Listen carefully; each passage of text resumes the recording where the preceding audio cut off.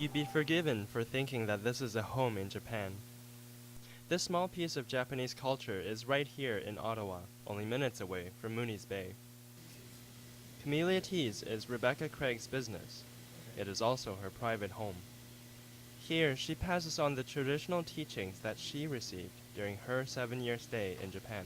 I'm passionately motivated by the preservation and the promotion of the Japanese traditional arts, such as kimono dressing, the Japanese tea ceremony, calligraphy, traditional painting. This is the setting of a little-known effort to raise funds for Japanese earthquake victims. Today, Craig wraps up a month-long campaign which has collected almost $7,000.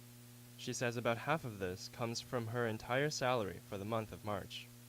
I was so stunned that I thought, how can I even eat? How can I enjoy a lingering bath when all these people are struggling so much in that country? Over the past month, Craig enlisted the help of photographers, artists, and her own students in creating visual exhibits.